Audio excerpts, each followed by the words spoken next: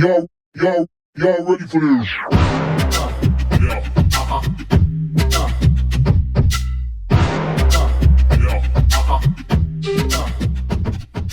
What's up, Bodybuilding.com listeners? Welcome back. We are coming at you from Santa Monica, California. We're here today with a very special guest.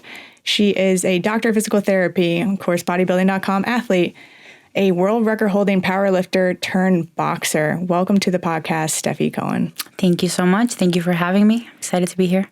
So it's not every day. I actually had to come with a little more extensive notes than usual. I had to write down these impressive numbers. And for those don't know out there how much of a badass we have sitting with us today, let's run through a couple real quick. So 25-time world record holding powerlifter, the first woman to deadlift 4.4 times your body weight. That was at 120 pounds, pulling 540 pounds back in 2019, I believe, at the Arnold, right?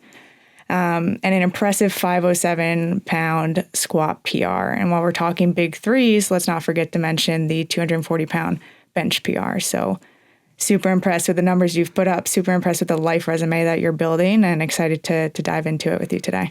Take us back in time. Tell us where it started for you. You know, when did athletics begin for you? Have you always participated in sports? Take us back in time and tell us where this all began. You know what? I've been asked this question a million times. I've thought about the answer a million times, and I genuinely can't remember a time where I didn't want to challenge myself physically, like athletically. I can't remember a time growing up where I didn't thoroughly enjoy sports and games and playing and just physical challenges in general. I started, my first kind of interaction with sports was soccer. So I started playing soccer when I was 8, and I loved it, but I was terrible at it. But I was determined to do something with it because I enjoyed it so much. And I was benched for like 4 or 5 years in my high school team. Eventually, earned my stripes and got better and earned my spot on the team, in the starting team, and then eventually even team captain. And from then on, I went on to play professional soccer. So I played for the national team back home in Venezuela. And my dream was, my dream was to be a professional athlete.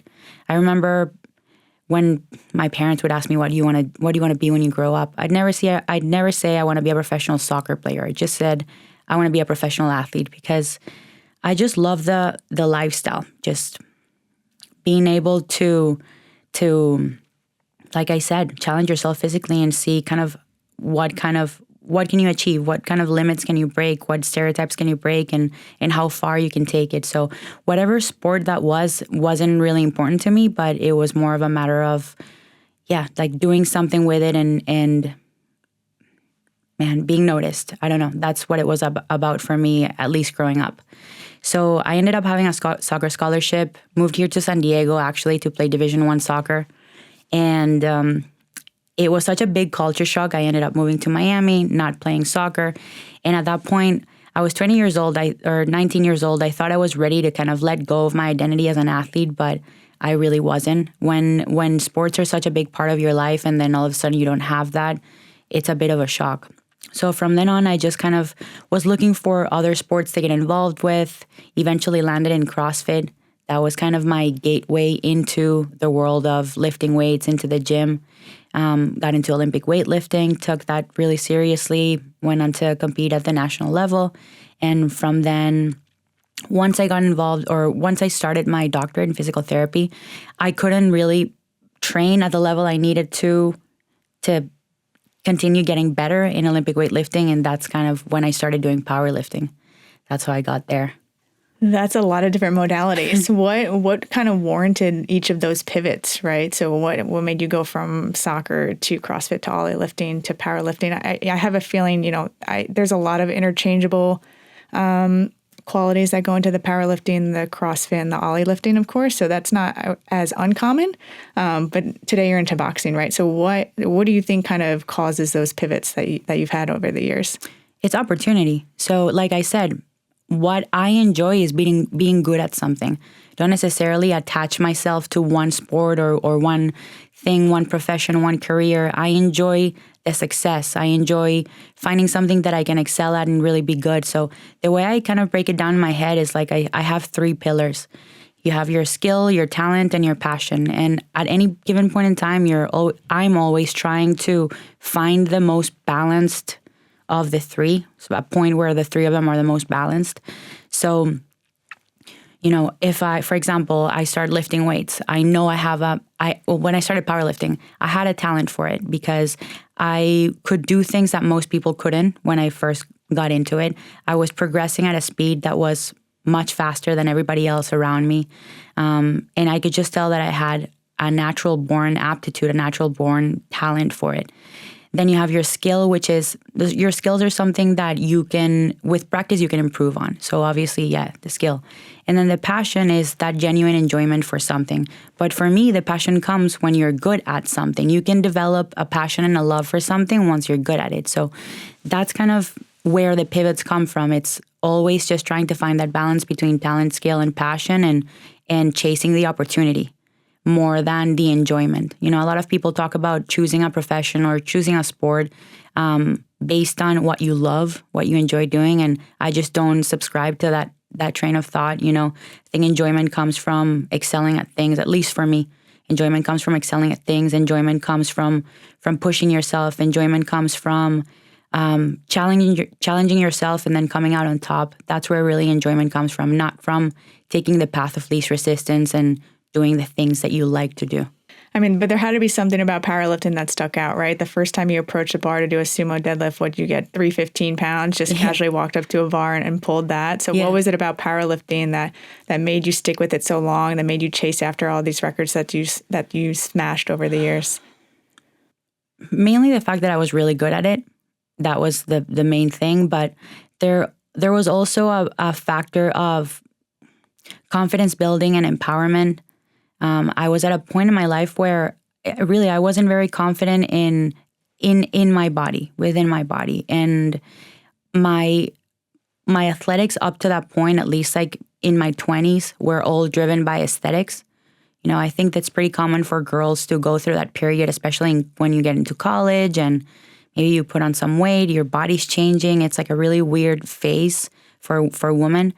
And up to powerlifting, anything that I did at the gym was really with the purpose of looking a certain way. And that shift in mindset and shift in focus of, all right, of course, I still subconsciously and maybe consciously to a certain extent, I care about the way I look, but it wasn't what I cared the most. It wasn't the priority. It kind of, my aesthetics took the passenger seat, and then my focus completely shifted to performance. How much can I lift?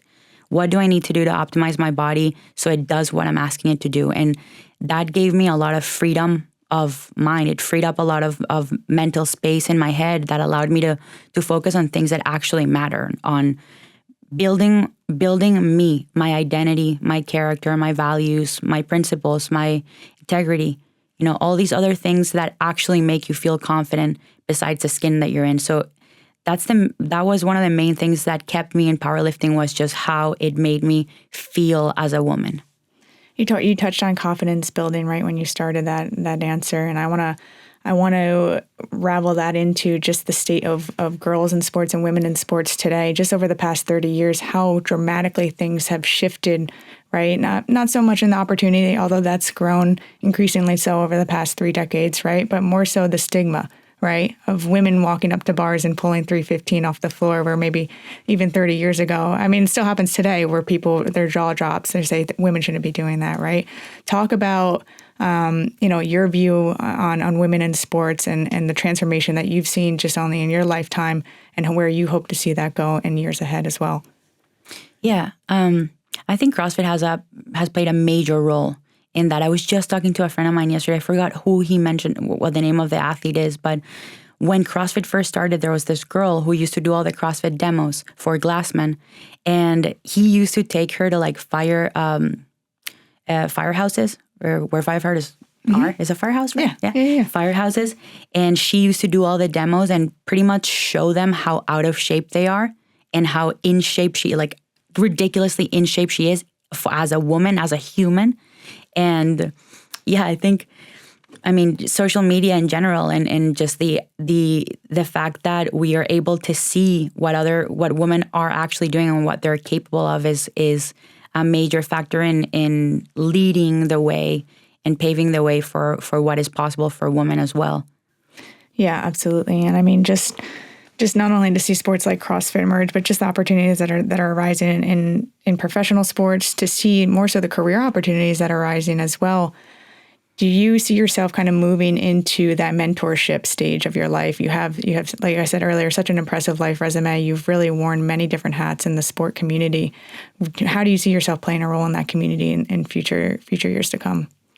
I mean, of course, if the opportunity presents to potentially be a figure as a mentor for other women, that's something that I would love doing.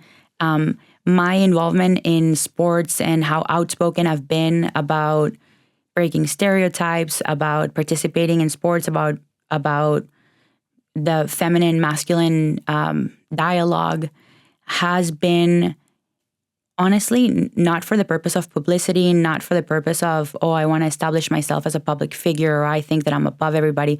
It's genuinely how I'm living my life, and it's just things that I like sharing with the world. So if by me living my life and authentically and genuinely and sharing the things that I'm passionate about and that I believe in, if that puts me in a position where I can be a source of inspiration for other women, then by all means, and I'm going to keep doing that. But it's never been like a means to an end. It's just genuinely me living my life. Like the way that I even got into social media was I was just posting my workouts. I was just lifting and sharing bits and pieces of my life and of my mindset, how I approach certain things. And I think people notice when somebody's being genuine and when somebody is being themselves. And that's, I think, one of the biggest appeals that draws people into my life and my page, I guess. Yeah, you've touched on social media twice, and you certainly have a very large presence across social, which is awesome to see. And just the other night when we were at your fight, we're seeing fans come up to you. They want to take selfies. We see comments on your social media of how inspiring you are to them. How does it make you feel when you get those DMs, those comments, and people walking up to you, specifically women and young girls, right, looking at you as this mentor, as this idol, as this leader in the sport? How does that make you feel at the end of the day? Honestly, it's surreal. It makes me feel really good to be able to be a source of goodness in a world that is so chaotic, and in a world where there's so many liars and so many people being misleading and so many people just taking advantage of others' lack of knowledge or others' naiveness. So I'm glad that I can do, even if it's a little bit of good, because I think the world needs it. Yeah, absolutely. What's a piece of advice you have for that young girl who's looking to get into CrossFit, looking to get into powerlifting, less so the traditional sports of soccer and maybe softball and basketball and things of that nature? What's your piece of advice for them kind of penetrating? Because I still think it is a little more rare for younger demographics to get into these types of sports. So what's your piece of advice for them looking to penetrate that and get into those sports? That's a loaded question. I mean, because there is a lot that goes on inside of a young girl's brain head when they're navigating such a complex world that is filled with all of these kind of roadblocks and cages that they want to, that it wants to put you in. So I don't think there's a single piece of advice, because it's such a deep psychological maze that they have to navigate. But ultimately, and I see a lot of people saying, "Oh, you shouldn't care about what other people say. Just do what you like." And that's not the way that society works. We are, in the end of the day, we are human beings, and we are wired to want to belong. So the mere thought of thinking about what other people are thinking of you is valid. You can't just tell somebody, "Oh, don't worry about what people think." You are gonna worry about what people think. It is going to affect you. It is going to affect the way you perceive yourselves and the decisions that you make. So I don't think that's a fair or a valid piece of advice, But ultimately, I mean, you just have to move in the direction of your beliefs. That's what's it. And you have to deal with the criticism as it comes. People don't like it when you're different. People don't like it. Some people are going to like it when you succeed, but then a lot of people are not going to like it when you're better than them, right? So ultimately, it's a matter of finding ways to callous your mind and build enough mental strength and resilience to do the things that you want independently of what other people are going to say. You are going to care, yeah? But if it's something that you believe in, and if it's something that you like, and if it's something that you want to do and that you think is going to it's going to build your story, it's going to build your resume, your reputation, then you just have to move in that direction unapologetically. Callous your mind. I feel like that's a merch line we need to collaborate on. I love that. That's David Goggins. Oh, okay. Can't take credit for that. I love that. Would you say a part of that as well is submerging yourself into like-minded community members, right? Whether that's finding a gym that kind of fits what you want to get into, your home life as well, the people you surround yourself when you're not training, right? How important is one, having a support system, because not everybody has that opportunity back at home, right? Especially for maybe sports like powerlifting and CrossFit and things like that. Older families might not get it. They're saying, why are you going in this gym and lifting 500 pounds? What is that doing for you, right? So one, how do you navigate, maybe not having more so the understanding? I don't want to say support, because a lot of people have the support, but it's really that education and that understanding that's missing at home. So one, how do you navigate that? Is it going to the gym and just finding your people there? Is it helping your close ones at home understand? So I guess my question is, what is the key to building the support system that's needed to truly thrive, not only survive in a sport that you're chasing? I mean, I've always leaned into the support of my coaches. So I've always had a coach. Obviously for the training aspect, but more than that, finding somebody that believes in you and your abilities more than you believe in yourself, I think is the biggest benefit to having a coach. So you don't really need your family to understand what you're doing. They're probably, if they're not involved in what you want to get into, they probably won't have any meaningful piece of advice or anything that you can actually, any actionable advice. So, and you don't need them to understand. You don't need their advice either. You just need, like you said, a supportive environment, not even group of people. You don't need a group of people. You need yourself, and you need an environment that inspires you. That's all that you need. And the information is all out there. Like we live in a digital world where anything that you want to learn is available. You can learn, you can take webinars, you can actually go to seminars. There's the brightest minds in fitness are constantly offering seminars in person and online. So information is out there, but more valuable than that is an environment that inspires you to work hard. Love that. That's actually a perfect transition on the education piece. You're a doctor of physical therapy. Take us down that journey a little bit. What inspired you to chase after that degree, that career, and tell us where you are today with the no BS content theme and what you provide on your social media today. So I started, when I went to college, I started as a business major, marketing and business school. And I did 2 years of that. And I don't know, in hindsight, I feel like I should have stayed. I'll talk more about that. But I really had a passion for the human body and sciences and medicine. And so I thought I wanted to go into medical school. That's what got me into exercise physiology. I thought it would be a good bridge. And eventually I graduated. I thought didn't want to go to med school, thought I wanted to work with professional athletes, but felt so unprepared. Even though I had a college degree from a good school, a reputable school, I still felt that I had all the theoretical knowledge, but I didn't have any of the practical knowledge. And there was a massive gap there between evidence and practice, between theory and application. And then the second part, I felt like while it was a reputable school, I still felt that some of the information was outdated because I was breathing and living the life as an athlete and studying it as well. And I didn't feel like the concepts matched up with like the real world.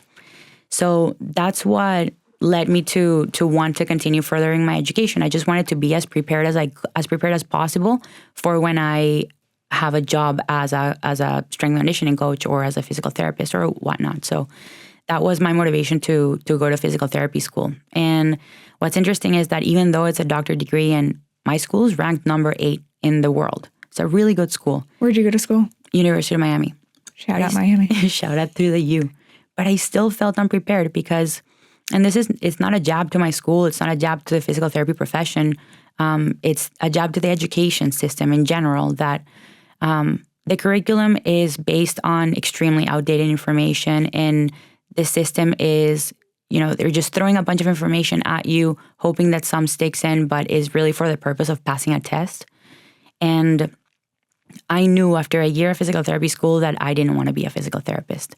I knew that job wasn't for me, but the knowledge that I was gaining was invaluable. And the process of learning was making me really good at thinking critically, at appraising evidence and research, at thinking on my own, thinking outside of the box, putting things together. So that's kind of what kept me in school, even though I didn't want to be a physical therapist. And I had already started my business. I was already making more money than my professors, pretty much. But I was committed to finishing school. But it was all motivated by just wanting to be as prepared as possible. If I chose a career in sports, I wanted to have the highest level of education. I just wanted to be as prepared as possible. So yeah, that's why I got into it. When I graduated from college, and I was telling you that I felt like there was this just massive gap that needed to be bridged between the evidence and the actual practice. When I started looking, before I decided to go to physical therapy school, that I was trying to bridge it on my own, I felt so overwhelmed by the amount of information that's available. And again, it can be a double-edged sword, the fact that there is so much information available. Who do you believe, right? Like, who do you listen to? There's all of these public figures out there, so-called fitness experts that are giving you information, and it all sounds kind of good, and you don't know who to believe or who to listen to. Well, it's overwhelming. It is really overwhelming. And so once I graduated from PT school, I wanted to be that person that filters out the information, that calls out BS, and that always speaks the truth. So a lot of my page, especially at the beginning, how I got a lot of notoriety was through debunking myths, common fitness misconceptions that have been so deeply ingrained in our culture. And I still talk about them, like stretching. Is it good or is it bad? Are carbs good or bad for you? This is like, we should be so far past it, but it's really hard to undo decades of misinformation. So no BS for me is just always putting research on the forefront. Like anytime that I say anything online is not an opinion. It's factual. It's based on data. It's based on evidence. It's based on research. And I'll forever uphold that promise to just put the most up-to-date, always evidence-based, factual information out there. Yeah, we definitely need more of you across social media as well. Yeah. How big of a believer are you in the notion of movement as medicine, right? I think you touched on it a couple minutes ago. People go through these fields in medicine, right? And they're often taught to cure things with a pill, right? Or rest or not moving, just go home on the couch, elevate something, take a pill, wait for the inflammation to go down, whatever the case may be, right? But how much do you stand behind, the notion of movement as medicine and not curing, fixing injuries or rehabbing and getting better just through basic movement, right? And moving your body and getting the blood circulating. Like, how do you feel about that statement? Yeah, absolutely. There's a saying in PT school, we used to say motion is lotion. So absolutely. I mean, movement in general, exercise should be at the forefront of primary care health. It should be not only movement, but specifically building muscle. We are not in an obesity epidemic. We're in a lack of muscle epidemic. We're in a sarcopenic epidemic. The problem is that people are so fixated with losing weight. And again, okay, what's the narrative here? What are we actually telling people to do? It's not only movement. Movement is a good start. Absolutely, we should all be moving. It's part of what should make up a fairly healthy human being. But from then on is we have to lift heavy weights. And this is not because I like to do it. This is the appropriate recommendation for everybody, not for young people, not for teenagers, not for old people. Everybody should be lifting weight. Your muscles are your biggest organ. It's actually an endocrine organ. It can change your hormones. It can change the way that you feel. It can lead to longer lifespan, longevity. So absolutely, motion is lotion, but what kind of motion is also important. Love that. Talk about muscle building. All right. Talk about the importance regardless of what age you are, or even probably more so the importance as you get older, right? Even more. But just talk about the importance of strength training despite what age you are, and talk about how you build muscle. Not only you individually, what are kind of what's the standard building muscle? Everybody is different. We know that. We're not going to say this is the standard recipe, but what are the high level guidelines that you say to someone who's looking to put more muscle and gain more muscle through their training? So the first part is obviously your training. It's going to be the most important part. If you're trying to build muscle at any age, at any stage, you need to give your body the appropriate stimulus. So it first starts with consistency in your training and the appropriate frequency. So you want to hit every muscle group at least twice per week. I think with a split of 3 to 4 times per week, 2 times training per muscle group, 10 to 15 working sets per muscle group, you should be fine. And it sounds complicated, but if you break it down, it really isn't.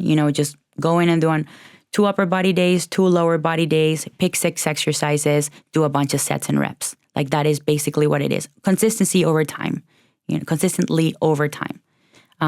That's part 1. And part 2 is your nutrition. So the majority of people are protein deficient. And that also stems from a misunderstanding of what a high protein diet is and what its benefits and dangers are. So the recommendation is at least 1 gram per pound of body weight for protein. And so many people consume way less than that, 60, 50% of that. If you ask anybody, ask your mom how much protein she eats. My mom eats like 40 grams of protein. I've seen it in a day. It's crazy. So that's the second part, eating an adequate amount of protein and then eating an adequate amount of calories. Because if you're not in calorie maintenance or a slight calorie surplus, you're also going to be unable to put on muscle mass. And are you going to gain a little bit of fat in that process? Maybe. But ultimately, muscle burns energy. So having more muscle will allow you to eat more food over time and stay at the weight that you want, stay lean. Why does this become increasingly more important as you age? Well, mainly because in order for you to preserve your independence, just think about like sitting and standing. If you don't have the lower body strength to stand up from a chair, can't preserve your independence, right? Then you're going to be dependent on somebody to help you get in and out of the car, help you pull your pants up, help you get out of the toilet. So let's just think about that. Think about your independence over time. You want to be able to play with your grandchildren. You want to be able to just live a life where you don't have to have somebody, doing everything for you. Start there. And then secondarily, because of hormone balance, like I said, your insulin sensitivity, insulin resistance, and weight management, everything comes from the muscle. I think we're starting to see that shift, right? Our grandparents probably, they just didn't have the education and the knowledge of maybe what that took for them to maintain independency through their 80s and 90s, right? We're starting to see a little bit of shift with our parents, more so because I can speak freely for myself. I am hounding my parents to get down into the gym. I train my dad on FaceTime twice a week. So I think they're going to be in a much better spot. And then as our age starts to gain older, I think we're going to be ripping barbells off the floor when we're 85 years old. Oh my God. So it's going to be crazy when all of us are 80. You imagine we're going to be like a bunch of mutants. Just a bunch of like jacked 80-year-olds. It's exciting to see. They always do those comparisons. They're like, oh, these are what your tattoos are going to look like when you're 85. We'll just add like 25 pounds of muscle to that. So funny. Talk about the age-old goal of building muscle and losing fat. Right? Is it about maintaining those protein levels while staying in a caloric deficit? Now, what's your tip on that? Well, if you want to gain muscle, then you have to be at maintenance or above or in a surplus. So there's no other way around it. It's just basic laws of thermodynamics. You can't put weight on if you're not eating enough. That's basically it. But I think going back to the question, I just wanted to add one more thing. I think part of the reason why older folks are so averse to lifting weights is the fear mongering from the medical profession. All of this massive misconception that if you lift, you're going to get injured. Lifting gets you hurt. Lifting gets you injured. If you're older, you shouldn't be lifting weights. No, like if you're older and you're not lifting weights, that's how you get more deconditioned. That's how you get frail. Tissues get stronger when you load them, when you stress them, and you have to. And it's like there's a shift also when people get older that they lean into more of a cardio-based training style. And it should be the opposite, really. Like you should be doing all of your cardio based when you're younger so you can build your aerobic base, you can strengthen your heart, size of your heart, the strength of the heart.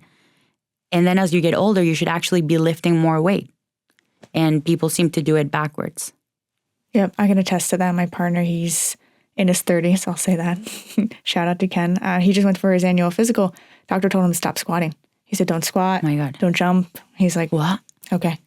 And he's a professional in the health and wellness space as well. So he took it with a grain of salt. But it's just so interesting. I've been told that my fair share as well, even as a Division I college athlete, same thing, stop doing XYZ. It's always stop, stop, stop. It's never, this is what you can do, this is what you should be doing, or let me help you provide that solution. It just always seems to be stop what you're doing, which is why it's so important for people like you and others who are doing what you're doing with the accessibility that lives on social media today to really kind of change that narrative, to change the script and flip the script in that realm. Absolutely. Man, it should be illegal to give that kind of advice. Right. We spoke on, health and wellness goals. You cleared up the age-old lose body fat, gain muscle. What if you're looking to lean out?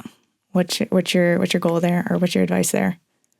If you're looking to lean out, then it's just the opposite. You got to be in a calorie deficit. There's no other way around that either. But still, your protein intake is super important because you want to maintain as much lean mass as you can.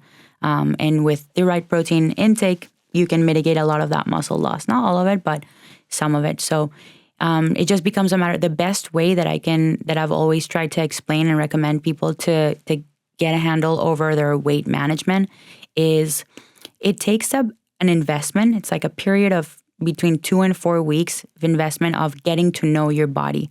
Because I feel like we lose touch with what is an appropriate portion, especially in America where portions are so massive.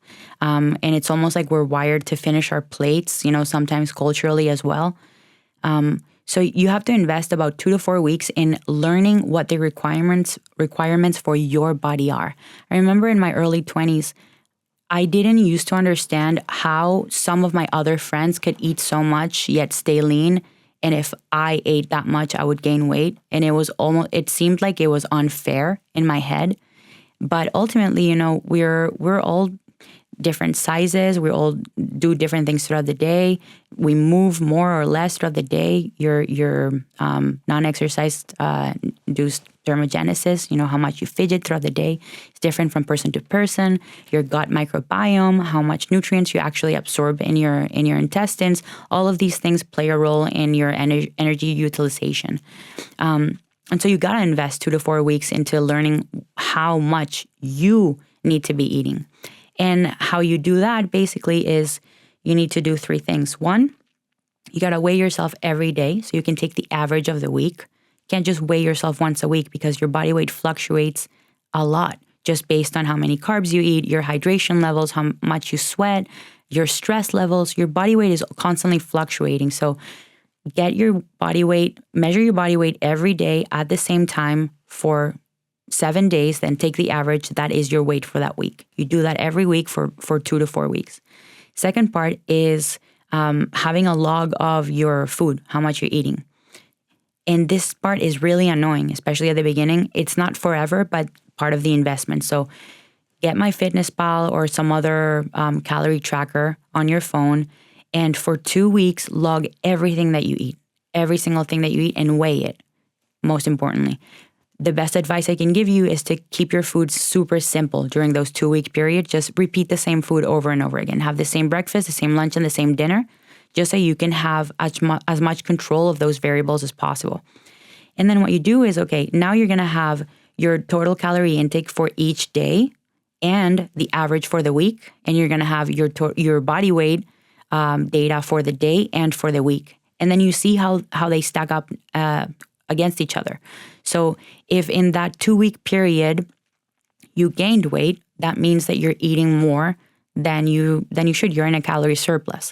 If you maintained your weight, that is your maintenance level calories. And if you lost weight, then you're in a calorie deficit.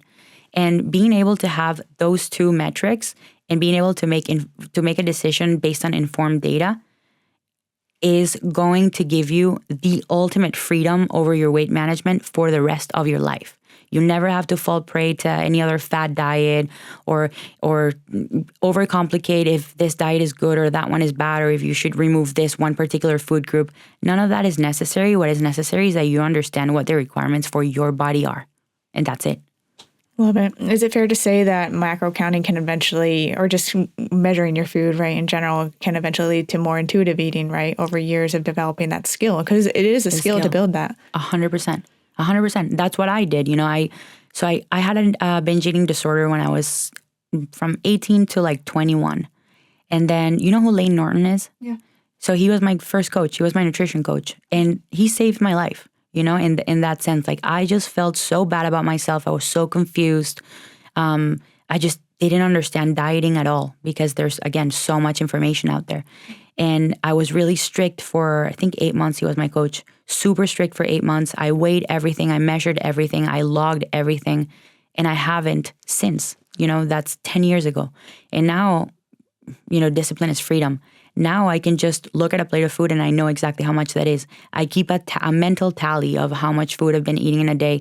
I can sense when I've overate or underate just based on like how I feel or based on how my clothes feels. So again, yeah, it's just that short period of investment that it's really annoying. I'm not gonna sugarcoat it. It is really annoying to have to weigh and log everything, but it'll give you such a good idea of what exactly you need to be doing to either gain weight, maintain your weight, or lose weight. It's a short-term discomfort for the long-term gain. Exactly. Let's shift to the Stefi routine. Let's talk about your fueling and nutrition and what it takes to build a caliber athlete to your liking. So, I mean, you can take us through where you were for powerlifting. You can take us through what you currently do for boxing, but kind of just tell us how it's changed by sport and modalities as well. Mm-hmm. So that's another interesting kind of topic is performance nutrition, because I think it's a little bit different than just general nutrition for the general public, lose, gain, maintain your weight. And then the next gear is that performance nutrition. There's a greater emphasis on nutrient timing, on food quality, and obviously supplementation.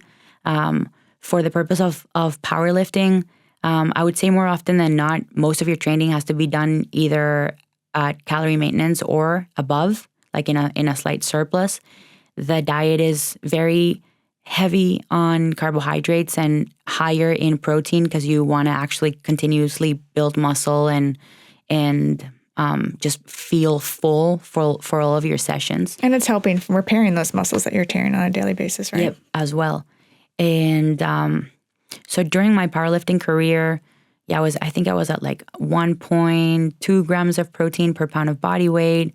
So eating about 250 to 300 grams of carbs a day. Kept my fats around like 20% of whatever my total daily calorie intake was, about 60 grams, 50, 60 grams of fats in a day.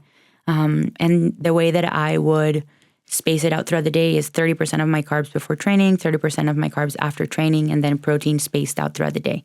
And I keep kind of that same framework for boxing, but because boxing is it's on the completely different end of the spectrum. I've had to, over time, the past 2 years that I've been boxing and doing more aerobic-based training, had to teach my body how to shift from mainly glycogen utilization to fat utilization.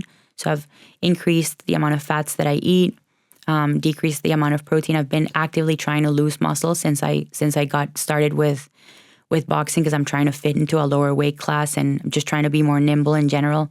So I'm at like 0.8 grams of protein per pound of body weight, so I can induce that muscle loss, which is heartbreaking. Years and years and years so of building this muscle, a decade worth of muscle. I was actually talking to one of your coaches at your fight the other day. He's like, yeah, we got to get some of that muscle off. And I'm like, it's heartbreaking. Mentally it's a tough task for something that you've worked so hard for. So I sympathize tremendously. It really is. And again, we can talk about it after, but part of the identity, right? Like I was the strongest woman in the world, pound for pound, for who knows how many years. And here I am melting my muscle, it's hard. But yeah, so that's the other thing. I would say that I'm in a deficit for most of the time, or maintenance / deficit most of the time because I'm trying to get to a lower weight class. So I started boxing. When I started boxing, I was around 140 pounds, and now I'm walking around at 125. Wow. So I've Over what time span? 2 years. Yeah. So I've lost a significant amount of muscle mass, really, because I'm still relatively lean. But yeah, that's how I've been doing it. Just decrease the overall amount of calories, decrease my protein intake, and switched some carbs for fat. What do you eat? Honestly, I eat everything, but I have the freedom to eat everything, but I just stick to the same foods over and over again. So usually for breakfast, I just have eggs and fruit. For lunch, I have chicken and rice or chicken and potatoes, vegetables. Then I probably have some sort of snack before the third training session, protein bar or another piece of fruit with like a shot of protein shake or something like that. And then for dinner, again, steak and rice or chicken and rice, chicken potatoes, steak and potatoes. Just keep it really, really simple. What's the supplement game like for you? What's your stack on a daily basis? So I'm lucky to be working with Dr. Victoria Felker. If you guys don't know her, look her up. She is incredible. Shout out to Victoria. Been working with her for, I want to say 5 years, something like that. So most of my supplements now are all for the purpose of lowering inflammation so I can recover faster. And there's a lot of cardiovascular metabolic supplements that I'm taking. So your vitamin D, magnesium, zinc, obviously sodium, multivitamin, glutathione, probiotics. Oh my God, it's a million things. Like you should see my drawer. Seriously, Creatine, collagen. Talk about creatine for a second, and specifically creatine in women, right? Because historically, there's been a stigma of women taking creatine. It's almost the same stigma as women lifting weights. It's going to make me big. It's going to make me bulky. And now it's the most researched supplement on the market, and we're seeing increasingly so more and more benefits of it the more that we study it. So talk about the benefit of women taking creatine.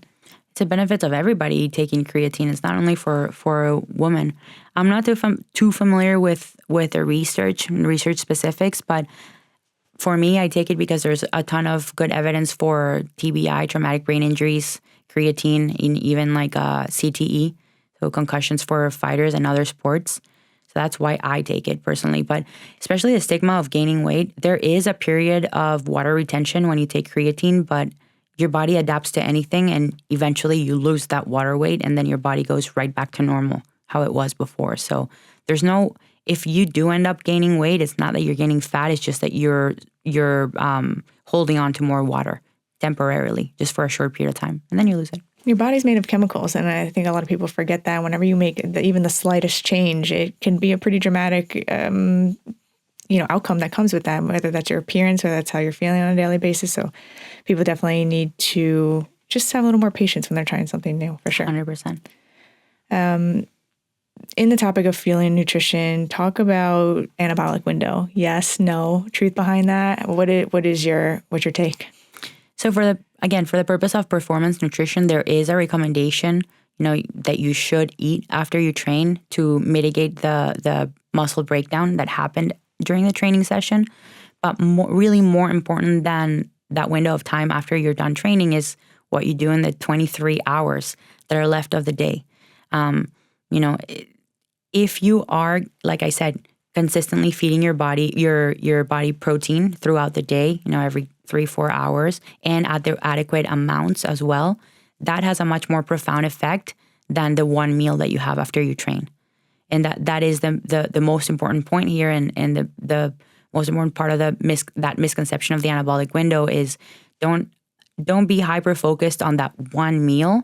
Instead, focus on what you're eating throughout the entire day, the amount of protein, the composition of the foods, the quality of the foods, and that's going to have a much more profound effect on your body composition than that one meal that you have.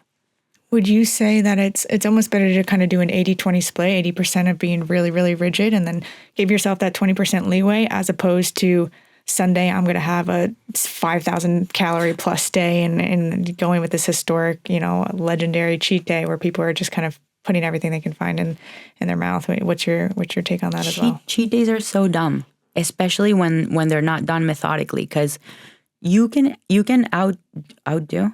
Is it outdo? Yeah. My God, my English today. You can outdo everything that you did during the week in a single meal, basically. Because if you want to be in a calorie deficit, if you want to do it right, if you are in a 300, 250, maybe 400 calorie deficit, you can lose weight every day. You know how much 400 calories is? Literally nothing. So say 6 days of being in a 400 calorie deficit. So 6 times 4 is 2,400. Okay, 2,400. That would be so easy to eat in a cheat day. Just in one sitting, you could do that. In one sitting. So you'll undo everything that you did in the week with one cheat meal, and you'll be at calorie maintenance. So is that worth it?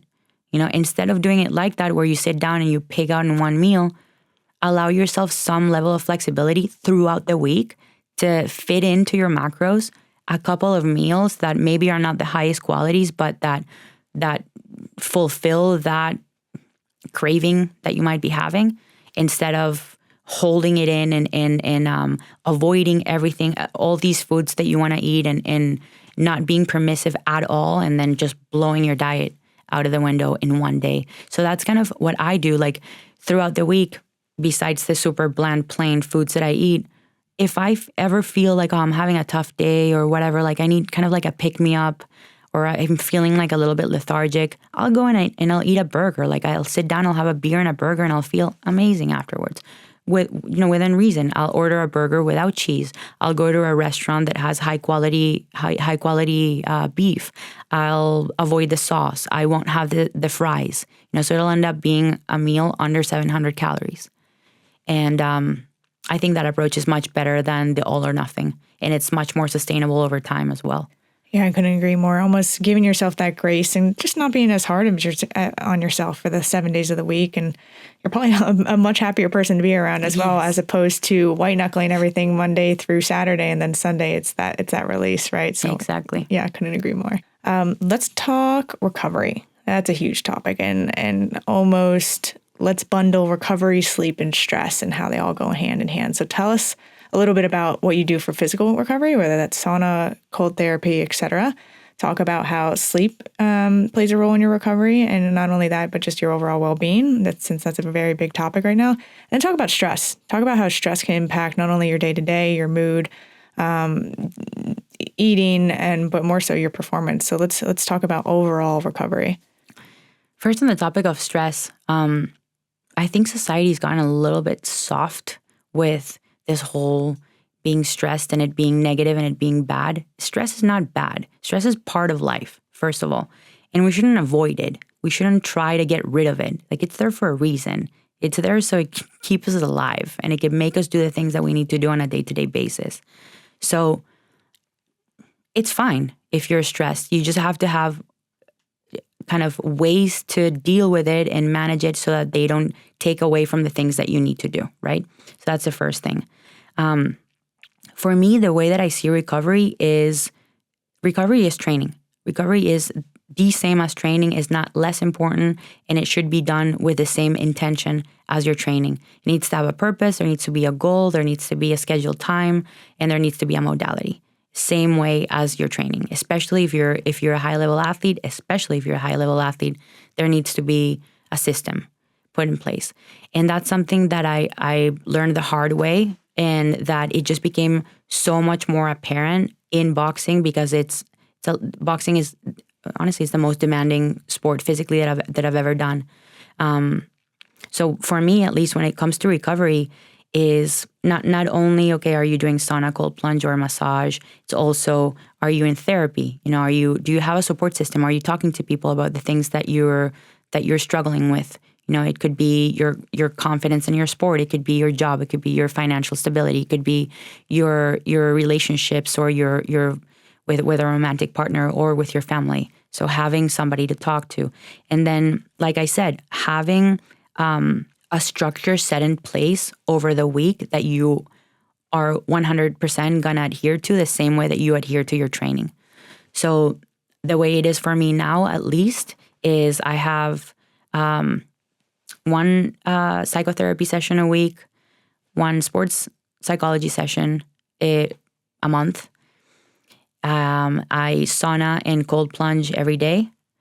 I have 2 body work sessions a week and 1 oxygen chamber session a week.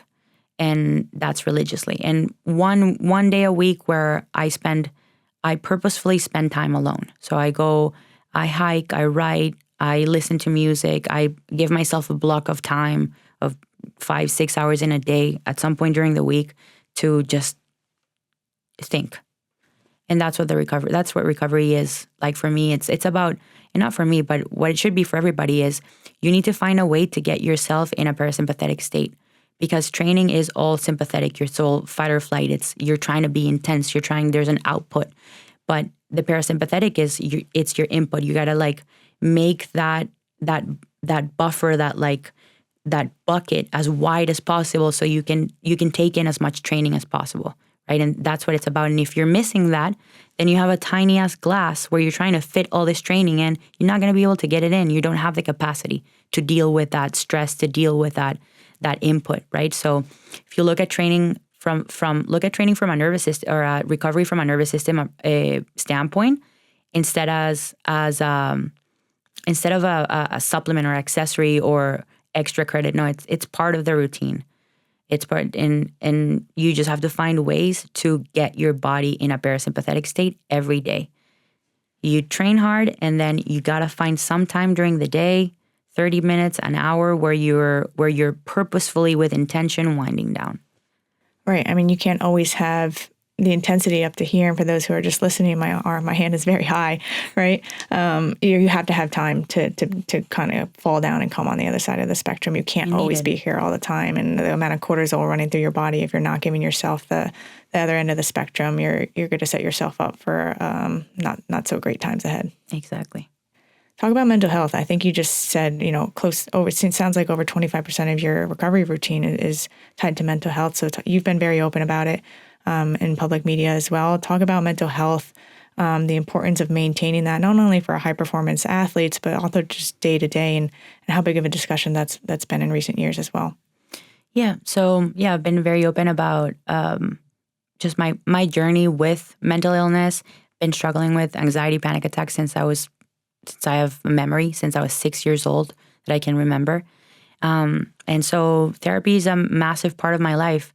And not only for the purpose of getting a good handle over my anxiety and my panic disorder, but just for the purpose of having more mental clarity and more space in my head for the things that I want to be doing. I think that over the last few years, the stigma of mental illness and the stigma of psychotherapy and even psychiatry has gotten better. People have been more vocal about what they do and their struggles, and the negative stigma tied to asking for help or taking medications or seeing a psychiatrist or a psychologist has also gotten better over time. And for me, it's just an integral part of my life. Like not even as an athlete, but it's an integral part of my life. I've just been able to work on so many things that have bothered me for so long and gain a much deeper level of understanding of who I am, why I am the way I am, why are people the way that they are, and why are my relationships the way that they are. It's just, I think everybody should be in therapy, quite frankly. The world would be way better. Totally agree. Do you think movement plays a part in your mental health as well? And if you're just not feeling like you're having the best day, do you move towards going to rip a bar off the ground, going for a run, going for a hike, whatever the case may be? Is that a remedy for you? Absolutely. Oh my God. So leading to this fight, I think the week prior, I took it, obviously I was deloading, took it pretty light, but I went to Malibu and I stayed in a cabin with my dog for 2 days and barely did anything. Just like read, wrote, walked, and just was there. And I thought I'd feel way better, but man, like I was missing movement. Like I was missing sweating and my heart rate elevated. I genuinely didn't feel that good. I feel like I need it. I'm so in tune with how my body feels, and I feel much better when I sweat.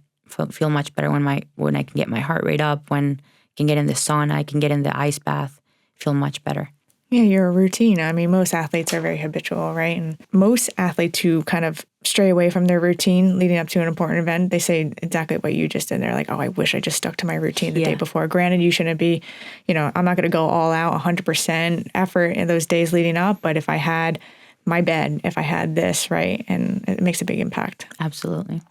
Briefly talk about sleep. What's sleep routine look like for you, and how does that play a role in your routine as well? So a big part of the conversation around getting myself into a more parasympathetic state was my sleep hygiene, something that I've been working on really hard for the last 3 months. Like you said, not only athletes, but humans are creatures of habit, right? So I think we all have really bad sleep hygiene habits, that we have to change if we want to perform at the highest level. So for me so starting with going to sleep at the same time. If you want to be able to wake up and feel energized, it starts with the night before. So going to sleep at the same time every night starts with setting an alarm on your clock for a reminder an hour before you want to go to bed. So that's how it starts for me. I have a reminder at 8:30 that says 9:30 is your sleep time. Start winding down. At that time, I dim all my lights. I have these Philips Hue bulbs. So I set them all in like a really nice, like calming tone. I turn on my candles. I turn on classical music, turn the TV off, turn my phone off, like the cellular data is off, and just sit down, listen to music, read. That's where it starts. Then supplement-wise, magnesium, zinc, melatonin. Before sleep, maybe a hot tea, something like that. Go to sleep, wake up at the same time every day, even if you don't have to wake up. So for me, I set my alarm at 6. At most, maybe I wake up at 6:30. Then from then on, no naps more than 30 minutes throughout the day. No caffeine after 4 p.m. So those are my non-negotiables for sleep. And it's hard. And then, when you wake up, can't look at your phone for at least an hour or have caffeine for at least an hour after you wake up. And it's like the complete opposite to everything that I've been doing my entire life, especially being a student, right? I mean, man, when I was in grad school, I would set my alarm at 5 a.m. I was prescribed Adderall. I would take my Adderall at 5 a.m. and a shot of coffee. Listen to how crazy this is. A shot of coffee at 5 a.m. Adderall. Would go back to sleep and would just wait for my heart rate to wake me up. So bad. And then I was so confused why I was having so many panic attacks. And now looking back, I'm like, I'm an idiot. Yeah, you're like, duh. So dumb. And that wasn't the only stimulant caffeine that I would take. I would spend the whole day taking bangs. The worst, like 300 milligrams of caffeine to the dome every like 3-4 hours. Insane. So what's your caffeine intake today? I would say no more than 500 milligrams total in a day. And that's a lot. Like that's if I'm really tired. I would say I just have a cup of strong coffee in the morning. And then if I have a second session, I feel like I needed maybe like a small Red Bull, just like an 80 milligrams of caffeine before training. And that's it. Mm-hmm. Well, tell us what's ahead for you. What's upcoming in 2023 and beyond? What are some goals on your list? I have a lot of things in the pipeline. Sports-wise, well, my fight didn't happen. So I think I'm fighting on the 23rd of February, hopefully, God willing. Trying to get at least 5 fights this year. So that's what's up in sports. And then just in my personal life, I'm preparing for a TED Talk. I'm finishing writing my second book. I'm getting a couple of projects up and running, a course certification for personal trainers for strength training, and a little side project called Combat Box. So just a lot of just trying to keep my creativity going and just working on things that bring meaning to my life, basically. Tell us about your book. So the book is called, tentatively, Beauty's Ugly Side, or The Ugly Side of Beauty. Actually, comment below which one you liked more. Beauty's Ugly Side or The Ugly Side of Beauty. Give us your hot take in the comments. Yes, please. And that book was inspired by... when I was in lockdown, I met this couple that does photography for OnlyFans girls. And they asked me if I wanted to do a photo shoot. And in my head, I'm like, I don't do that kind of photo shoots. Like, that's not the type of girl that I am. I don't look good in a bikini. I'm not, like, sexy in that way. It's just not who I am. And then I'm like, you know what? One day I had their numbers, and I'm like, you know what? I'm just going to do it. and I'm going to see how I feel. I want to see how those super confident girls that post those pictures on Instagram, I want to feel how they feel. I want to see if I feel that confident and empowered. And I did 3-4 photo shoots with them. And it was such an eye-opening experience just from the standpoint of seeing myself through the lens of the photographer and seeing myself in a different light, like through a different lens, and having that validation that I am as sexy and as attractive as these other girls. It's just I didn't feel like it was part of maybe my identity at that point. I don't know. But it was eye-opening in the sense that it made me reconnect with my sexuality and with my femininity. Did it make me feel more confident? No. And that's a big part of the conversation in the book. I don't think that nudity is synonymous with confidence. And I think it's a big kind of, I think it's been misleading for younger generations that if you want to be perceived as a confident woman, then you have to show a ton of skin. You have to do, all you have to sexualize yourself, objectify yourself, and I don't necessarily think that's the case. And then I tied that with the fact I started asking myself the question, like, why did it take 28 years for me to try to get in touch with my femininity? I've always identified with being an athlete. I've always been like the tomboy, always been the guy's best friends. I've always been really interested in sports and physical activity and more kind of like, I've always had more masculine interests, motorcycles and guns and sports. But that doesn't mean that I don't enjoy looking good, right? Putting makeup on, and I still take care of my skin, and I take care of my body, and I'm nurturing and I'm loving, and I like cooking for my friends, and I love, and I have all of these other feminine qualities that I completely repressed for so many years. So that was part of what got my wheels spinning. I'm like, okay, what is actually happening here? And I fell into I came across the concept of the female athlete paradox. And it's exactly that. It's a dichotomy that happens inside of athletes' brains where you have such a conflict going on in your head between your masculine and your feminine side, between your athletic side and your feminine side, that it's so confusing. It creates such an identity conflict in your head that you don't know which one you need to show to the world and which one you need to like keep to yourself, or if they can both exist in the same person. And yeah, that's what the book is about. It's basically a deep dive into the history of beauty. How did we get to the point where we're at?